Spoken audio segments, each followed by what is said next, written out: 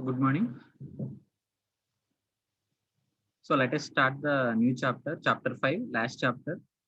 So in this chapter, we have three subunits. So in this chapter, we have three subunits. First part is regarding strings. First part is regarding strings. That means string handling functions. How do you compare the strings? How do you handle that strings? How do you get the characters from the string? And then we have for string handling, we have the three classes: string, class string builder, and then class string buffer. So we have three types of classes in the for handling the strings. So all these things are studied in the first part. And the second part, multi-threading, multi-threaded programming. So Java support multi-threading. That means multiple programs can be executed at a time. Why? Because we have the multi-core systems, multi-core architectures. So nowadays, all the CPUs comes along with the multiple cores, multi-cores. So we can implement the multiple programming. So that means multiple programs are run at a time. So that we can called as multi-threaded programming. So Java supports multi-threaded programming. So by default, C++ and C cannot support the multi-threaded programming. So Java supports the multi-threaded programming. So that we will see in the second part. And then third part, we can see the uh, Java database connectivity. Java database connectivity. So this chapter comprises of all these things: strings, multi-threaded programming, and then Java database connectivity. So let us start the strings. Let us start the strings.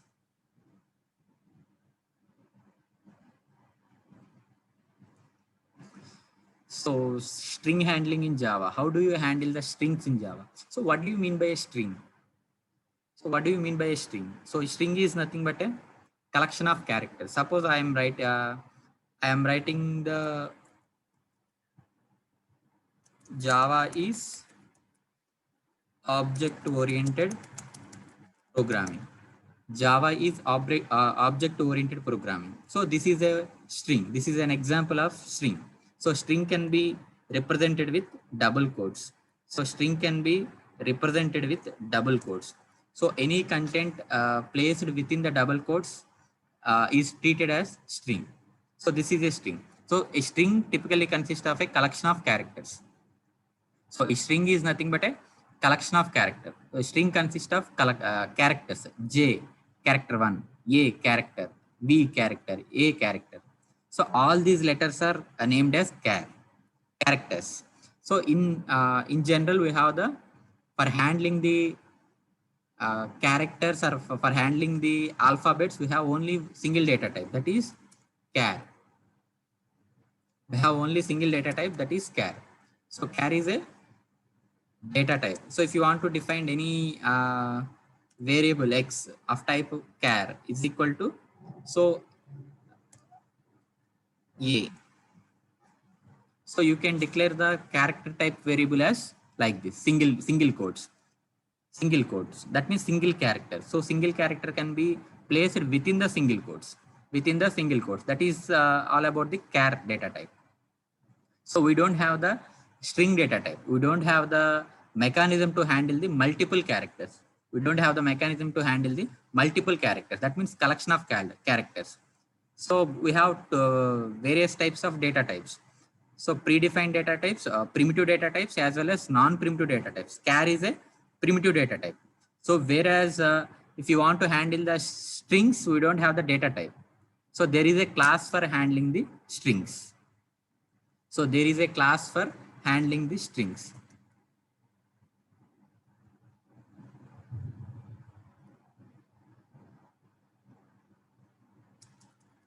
నేనే lock చేశాను meeting. మీ ఇష్టం వచ్చినప్పుడు వస్తే ఎవడెలా చేస్తాడు? 5 minutes wait చేశాను కదా.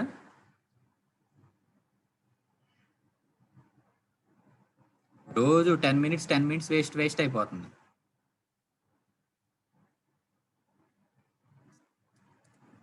వస్తే correct టైంకి రండి, లేదంటే మానేయండి.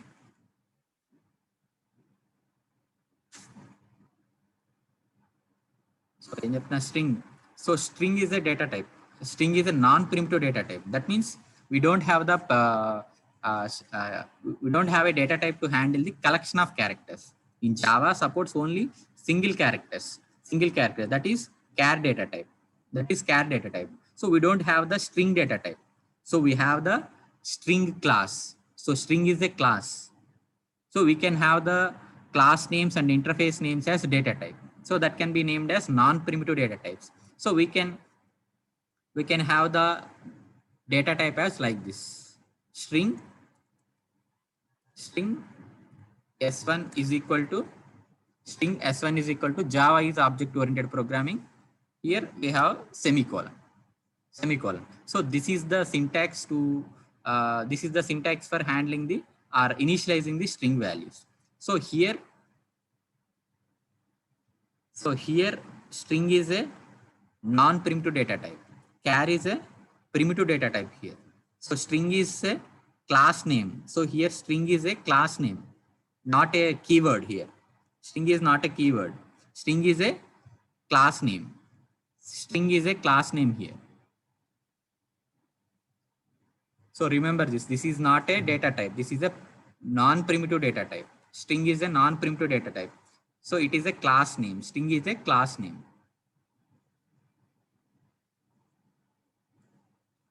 So next one, let us. So in Java, strings are treated as objects. So here, everything is treated as object. For suppose I have given the syntax as like this: string x equal to Java is simple. So this is the string I want to give. String x equal to Java is simple. So it means that x can be treated as object. So x can be treated as object. So it cannot be treated as variable. So in general, if you declare the char means char y is equal to yes. So I have declared the variable y to the, I have assigned to the yes value. So that means this can be treated as, y can be treated as variable. But if you declare the string type data type means that x can be treated as object. That means every string is an object. Every string is an object. Why? Because string is a class. String is a class, not a data type. String is a non-primitive data type. That means we are using the class name to class name as data type. So that means all the things inherited from that are treated as objects only. All these things are treated as objects. So every string is an object. So here every string is an object. So let us see, other than this string class, we have other two classes. Those are class string and then class string buffer. String buffer is a class name. And then we have the string builder. So string builder is also a class name. So other than this string class, we have other two classes to handle the strings. So to handle the strings, we have these three classes. Generally, we can use the string class. So in some situations, we can use the string buffer class. In some scenarios, we can use the string buffer class. So each class has its own advantages as well as own disadvantages also. Based upon the application, we can use the strings. Based upon the application, we can use the string values.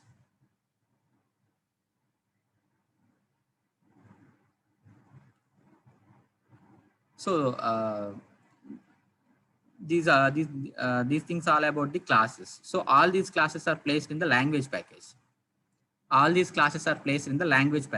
Java.language.asterisk. So if you want to import all the classes to your program, then you have to use the language package. So by default all the packages will be imported by the compiler. So there is no need to use the import statement. So this is all about the classes. Available classes are string class, string buffer class, and then string builder class. String builder class.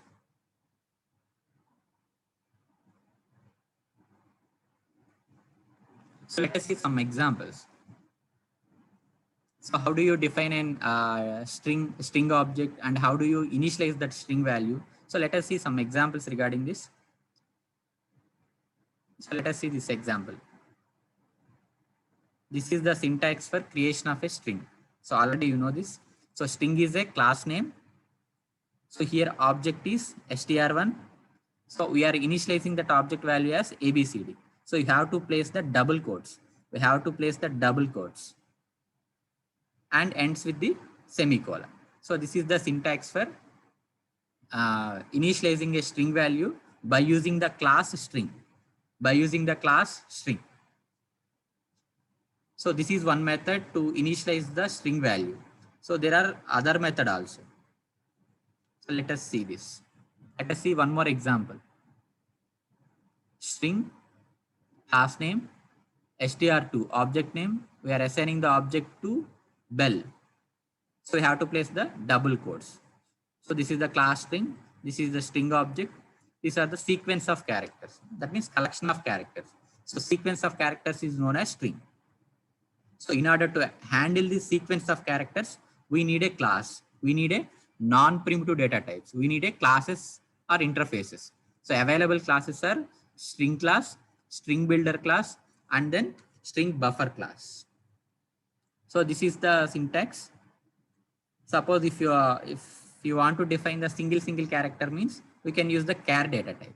We can use the simply char data type, and then we can use the array character array. It can be called as character array. So this is the array symbol. So this is the character array. That means A is a single character, B is a single character, C is a single character, D is a single character. So collection of all these sequence of characters can be known as string. A, B, C, D. All these are strings. Next one, bell. Example bell. This can be given as character array. BELL. Single character you can assign. So this is one type of initializing the strings by using the character array. So this can be named as character array. Character array. If you have the byte means byte array. We can call the string array as byte array.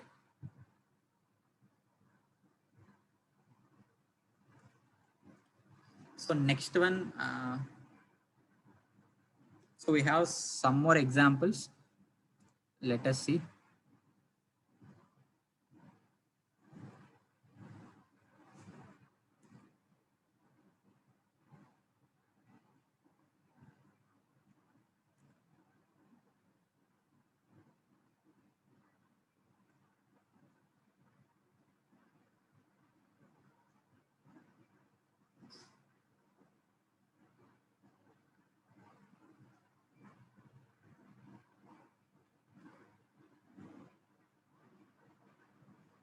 So let us see this example. So PDF కనపడుతుందా?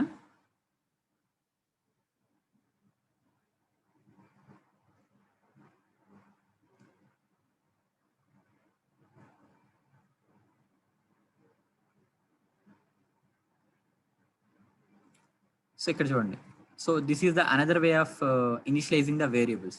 So first method is this one. String str1 is equal to bell. So this is the simple one. Simple way of initializing the string values. So this is the second one. So you can use the character data type to initialize the character array to initialize the string values. So this is the second method. So third method is by using the new operator. We can use the new operator like object. So we know the object creation.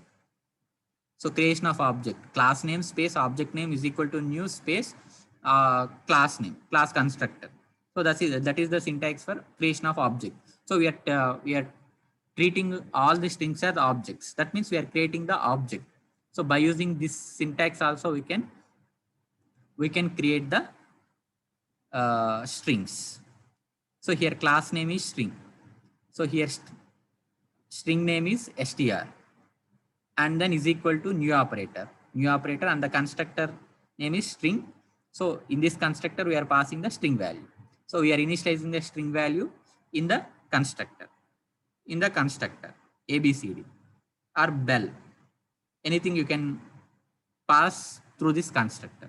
So this is the third way of initializing the strings by using the string class. So by using the string class, we can have the two types. First one is this one.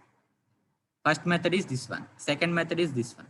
So by using the character array, that is another way of initializing the string values. So this is the syntax for initialization of the strings. So let us see the other classes also. So we are using the string class. We are using the string class. So let us see the syntax for string buffer class as well as string builder class.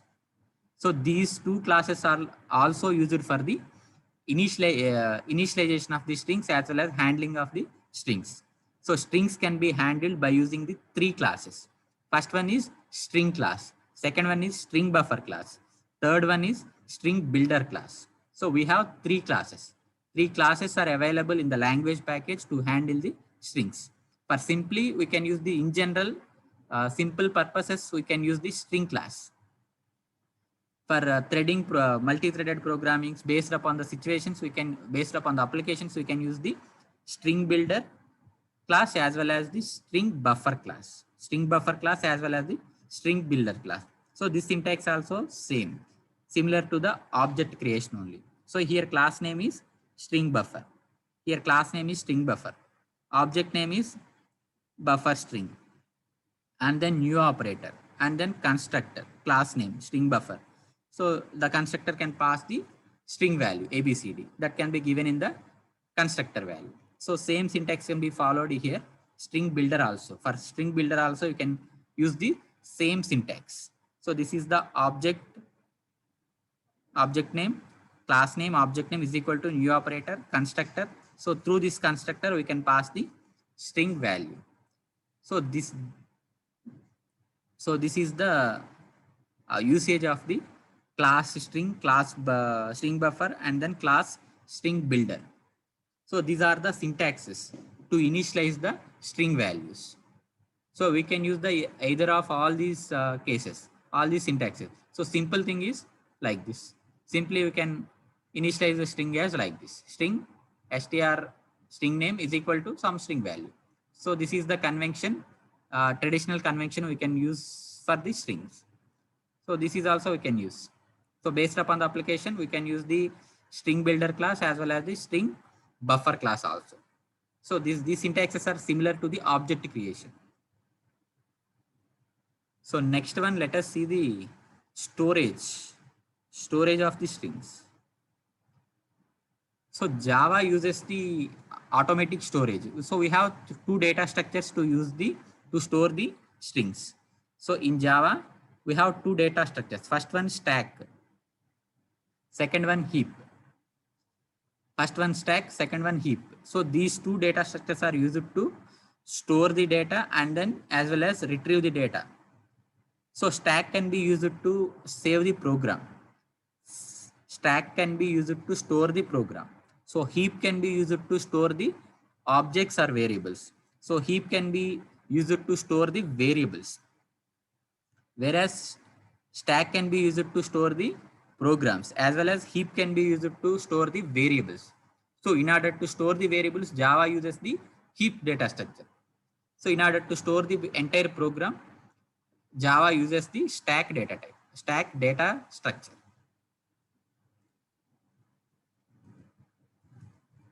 So for storage, there is a difference between these initializations, string initializations. So string strx equal to ABCD and then string strz is equal to new string ABCD. So there is a difference between storage. There is a slightly difference between the storage while you use this syntax and then this syntax. So there is a difference between these two syntaxes in the storage. So first case, this is the case one, this is the case two. So in the case one, string defined like this are stored in the string constant pool. So that means in the heap. So heap is a data structure. That means it has some memory. It has some memory. So in that heap there is a some memory called. So this is the some memory. In the heap this is some memory. So this memory is called a string constant pool. String constant pool. So if you declare the string as like this means all the string values are stored in the string constant pool. So all the variable, all the strings are stored in the string constant pool. So which is stored in the heap, which is stored in the heap memory. And then if you use the syntax like this, general syntax to create the object string strz and then new operator. If you use the new operator means so it the way the string object abcd cannot be stored in the string constant pool. So this object can be stored in the heap. This object can be stored in the heap memory. It cannot be stored in the constant pool, string constant pool, CSP. SCP. So the whenever you declare the string as like this means in the case one, then only the string is stored in the string constant pool. So whenever you use the new operator means that means it will treat it as an object. That means new object. That means the variable or object can be stored in the heap memory. Heap memory. So that is the difference between these two declarations. These two declarations in the memory.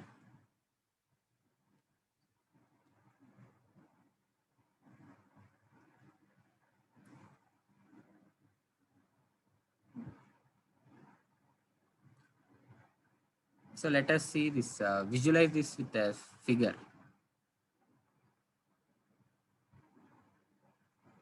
So memory allocated for the Java program. Memory allocated for the Java program. So this is all about the stack. This is the memory allocated for the stack. So this is the heap memory. So this is the heap memory. So program is stored in the stack. So entire program will be stored in the stack.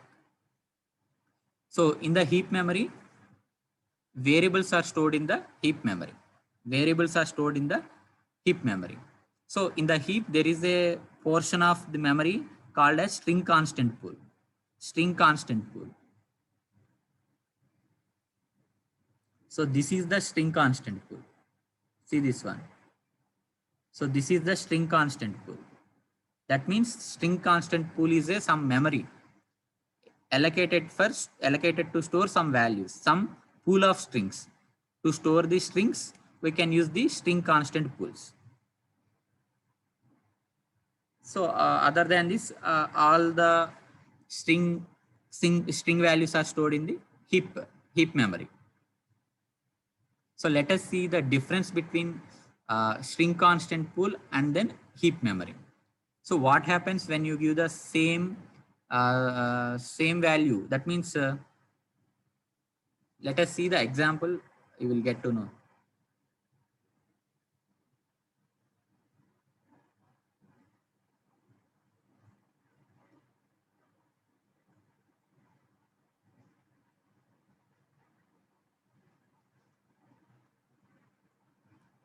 So let us see the example. So here this is the main class. Class name is string test. So this is the main method, public static void main. So here I am declaring the so many string values in different ways. So let us see. I'm defining the string X object. I'm defining the string Y object, and I am assigning the ABCD same value. I'm assigning the two strings refers to the same value ABCD ABCD. So which type of memory these string X and string Y will use? Where the string X will store? Either stack or heap. Either stack or heap or string constant pool.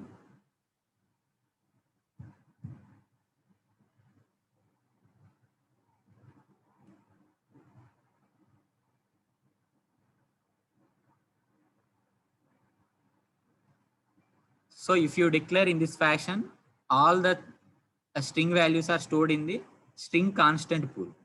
So this is the some memory string constant pool. So here ABCD will be used. ABCD will be, this string will be placed in the ABCD. ABCD. So the reference to this is the object name strx. Suppose I am writing the x here. Again I am defining the another string stry. The value is same ABCD. That means same ABCD cannot be, another ABCD cannot be placed in the string constant pool. So the rule here is, in the string constant pool we have only single constant, single string constant value. So that means we can use this another reference string y. So for this we can use the y. So the single string can have the multiple references. Single string can have the multiple references. That means ABCD. So here there is a string already, string constant ABCD is placed in the string constant pool. Again I am storing the ABCD. So already ABCD is placed in the string constant pool, but the reference is different. Here strx, here stry. References are different. So this is the main thing you have to remember uh, while using the same name, same string values for different references. In the string constant pool, we don't store the same strings at a time, ABCD. So there is no ABCD other than this. Other than this, we don't have no ABCD with the same name, but we can have the multiple reference. X refers to this string, Y refers to this string, Z also refers to this string. That can be possible. So this is all about string X and string Y. Next, again, I am defining the another string Z by using the new operator. By using the new operator. So it means that where this string value will be stored.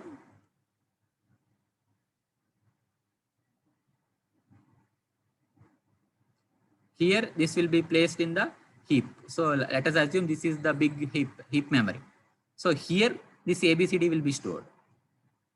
So here, ABCD will be stored.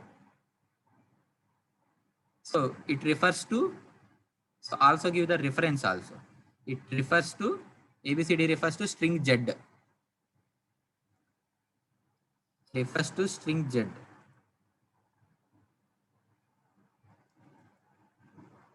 It refers to string Z. Next, I am defining the another string value str1 by using the new operator. By using the new operator. That means this can be placed in the, this is also can be placed in the heap. But in the heap, we have already ABCD.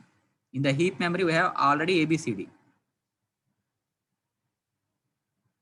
In the heap, if even though we have the already ABCD string, even though in the heap stores the another ABCD, another string.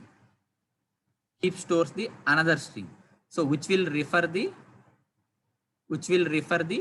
one, string one. So it refers the string one. It refers the string one. So this is the difference between string constant pool and heap memory. So in the heap, we can have the two string constants, but in the string constant pool, we don't have the same constant values, same strings. But in the heap, we can have the same strings. We can have the same strings. But in this pool, in the string constant pool, we don't have the same strings. In the heap, we can have the same name. In the heap, we can have the same name. So that is the difference between string constant pool as well as the heap memory. Then let us see, I am defining the another string s2 by using the new operator, and I am passing the this constructor passes the no value. That means empty string. So it represents the empty string. So S2 is the empty string. So this is also given as like this. I am defining the another one S1 with empty string. Empty string means empty quotations. Empty quotations. That means it represents the empty string. So let us see, let us check the operations. That means this concept can be visualized by using this values. Str of x double equal to str of y. Str of x double equals to str of y. So str of x consists of ABCD. Str of x consists of ABCD. Str of y consists of ABCD. So it uses the string constant values, string constant pool. That means these two are equal or not equal. The references are representing the same string. These two references are representing the same string. So it will become either true or false will be displayed. So string x equal to string z. So string x is ABCD. String z is ABCD.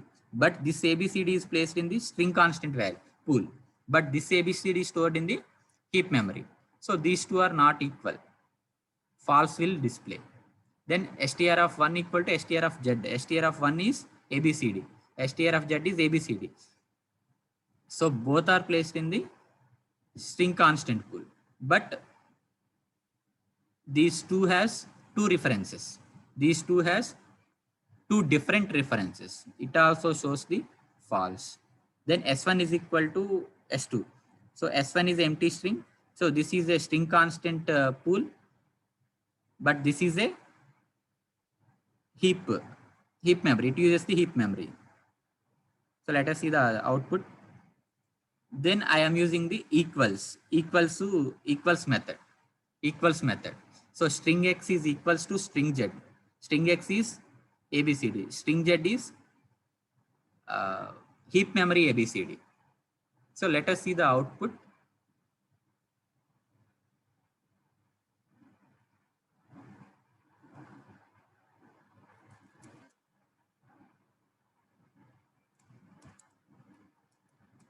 So program name is string test.java. So see this place Java.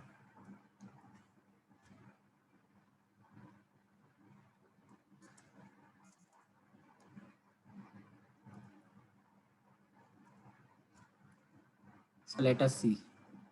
So let us see the output here. So this output is true. That means str of x equal to str of y. So that is true. So both are stored in the string constant pool, and ABCD refers to the same reference, same ABCD value. That is true. Str of x equal to z. X is this one, z is this one.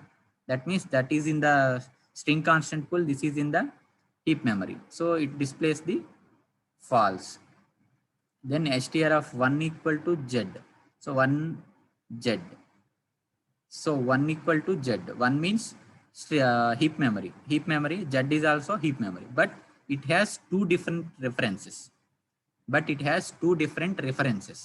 This ABCD has some reference strz. This ABCD has reference str1. So here it uses the two different references. So whenever you use the double equals to operator means it compares the references, not the content. That content means ABCD, string value. So if whenever you use the double equals to operator, 1 minute.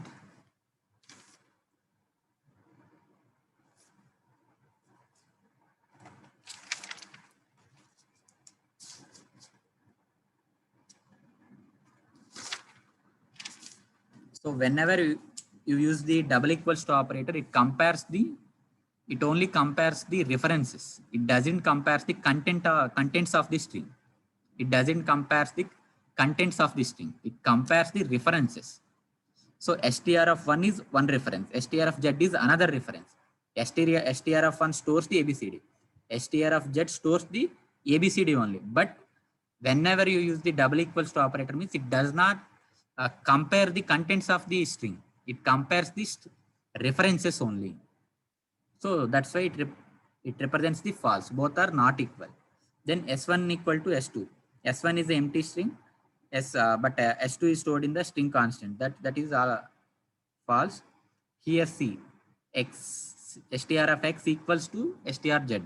So whenever you use the equals method, it compares the contents of the string. Whenever you use the double equal to, it compares the references. Whenever you use the equals method, it compares the contents of the string. So str of x consists of abcd, str of z consists of abcd, but str of x is stored in the string constant pool. Str of z is stored in the heap memory. So both are placed in the different memory, but the content is same, ABCD. The content is same. The string value is same. So if you want to compare the string values, contents of the string, then we have to use the equals. Then we have to use the equals method. If you want to compare the references, that means memory, then you can use the double equals to operator. So there is a difference between double equals to as well as equals to while handling the strings. So this is the simple one to illustrate the storage of the string in the string constant pool as well as the heap memory, and then the difference between double equals to operator and then equals to method. So is it okay?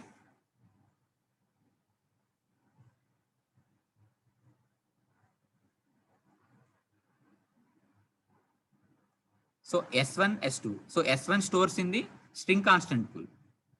S2 stores in the heap memory. S2 stores in the heap memory. So whenever you use new operator means it uses the heap. Whenever we declare the string as new means it it it automatically stores in the heap memory. So without new we can declare the strings. So that can be stored in the string constant pool. So whenever we use the new operator, then automatically the string can be stored in the heap memory, not string constant pool. So this is all about the string and storage of the string.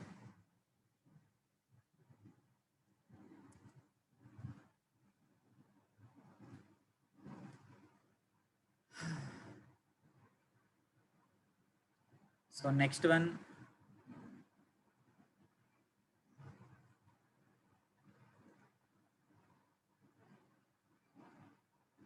So next one, immutability. Next one, immutability. So here we have, for handling the strings, we have three classes: string, string buffer, and then string builder. So we have three classes. So let us compare all these classes: string class as well as string buffer class and then string builder class. So based on some properties, we can compare these things. Whenever based upon the applications, we have to use either string or string buffer or string builder. So we have to know whether which class has to be used in our program. So based upon the some parameters, we can decide that. So first one is storage area. So whenever you declare the string means it has two possibilities. Either it can be stored in the constant string pool or heap. There are two possibilities. But whereas in the string buffer and string builder, we don't have the string constant pool. Why? Because it uses the new operator. While defining the string builder, we use this new operator. That means it uses the heap memory. Next, object mutability. So object mutability means object modifiability. So if you create the string ABCD means that is not modified. So by using, let us see this example. So if you declare the string as string x equal to Java, then this x is immutable. That means if you declare the if you declare the string by using the class string, Without new operator means then it is immutable. So with new operator also it is immutable. That means it cannot be modified. So once you create the string, that is constant. So that's why these values are stored in the string constant pool that cannot be modified. That is called as mutability, not mutable, immutable. Immutable means we cannot change. We cannot change the string. So mutable means we can change. So by using the string buffer or string builder, we can modify the strings. We can modify the strings. And then thread safety. So thread safety, that means while using the multi-threaded programming, by using multi-core operations. So if you use the string class means it is safe. If you use the string buffer class means it is safe. So string builder class is not safe for threads. So if you are using in your application, if you are using the threads, then it is not preferable to use this class, string builder class.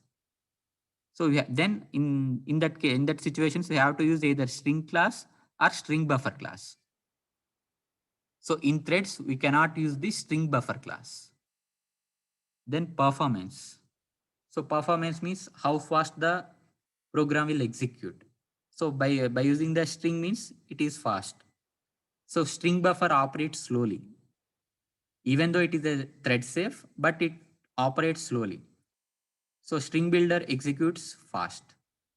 So by comparing all these things, string builder, by comparing all these things, string builder, string buffer, string. So by comparing all these things, we can conclude that by usage of class string is very, very preferable. Why? Because it is thread safe. It executes fast. It is immutable. It stores the either constant string pool or heap. So if you use the string buffer means it executes slowly. If you use string buffer means it executes slowly. So if you use string builder means it is not safe for threads. It is not safe for threads. So based upon the applications, we can use the either string class or string buffer class or string builder class. So this is all about the choosing of the classes. We have 3 classes. So among these 3 classes, we can use one class to define the strings. So based upon the application, if you are using the threads means you have to use the string buffer class. If you are not using the threads means you will use the string builder class. If you want the program to be executed fast means you can use the string class. So other than string buffer and string builder, so string class is much more preferable. Why? Because it is fast and it is safe, thread safe. So this is all about the classes comparison.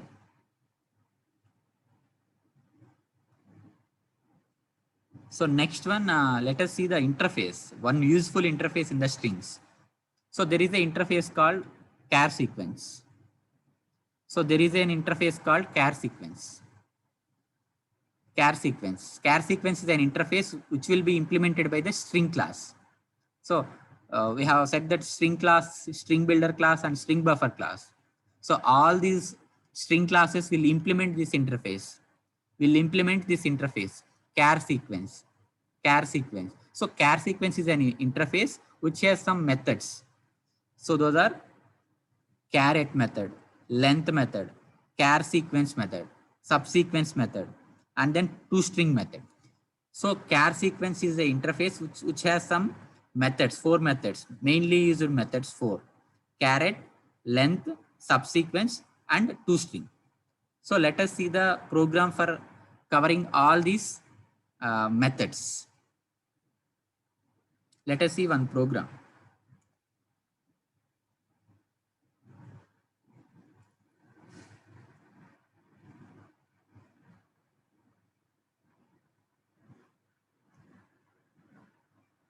So let us see one program, char sequence. So this is the main class, main method, okay. So I'm defining the object CSQ1 of type char sequence. So char sequence is an interface name. So we can have the data types as class names or interface names. So this is a non-primitive data type. Char sequence is a non-primitive data type. Like string, we are using the char sequence. So I'm storing the ABCD.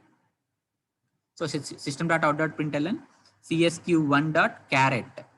So this is the one method in the interface char sequence. Caret1. That means character at position 1. So 0th position, array index starts with 0, 1, 2, and 3. A, B, C, D. A, B, C, D will be stored in the 0th position A, first position B, second position C, third position D. So the output of this one is B. Then length of the string, csq1.length. So length is a method, you know that. And then I am defining the another string value csq2 by using the string buffer. That is the string is xyz12345. I am using the another value csq3. The string is Java. Here I am using the different class string buffer class. Here I am using the string class. So I am defining the another one, another variable sq. So sq is equal to csq2 dot. That means xyz12345 dot subsequence. Subsequence is a method. Subsequence is a method in the char sequence interface.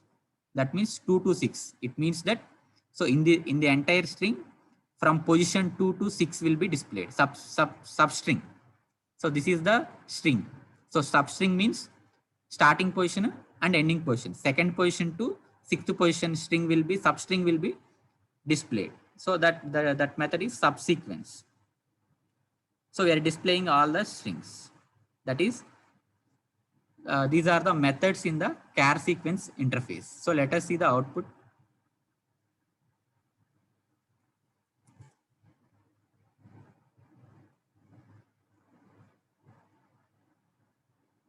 So Java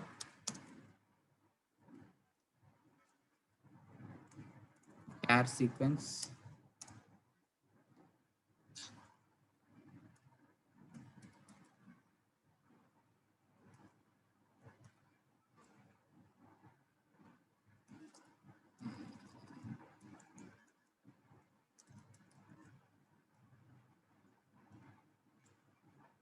so this is the output. So caret 1, that means first position value is B. So length is 4 ABCD. So I am displaying the CSQ3 is Java. CSQ2 is XYZ1234. This is the string. And then SQ. So SQ means subsequence. 2 to 6. 2 to 6 means 0, 1, 2. 2 means Z. 2, 3, 4, 5, 6 means this one, 3. 0 to 2 to 6. Z1, 2, 3 will be displayed. This is the subsequence. So these are the methods in the char sequence interface. So char sequence interface is widely used by all the string handling classes, either string class or string buffer class or string builder class. So all these three classes are implements the char sequence interface. So these are the methods supported by the char sequence. So okay, time is over. Thank you. So in today's class, we have introduced the strings concept, as well as we have seen the storage mechanisms, as well as we have seen the char sequence interface. So any doubts?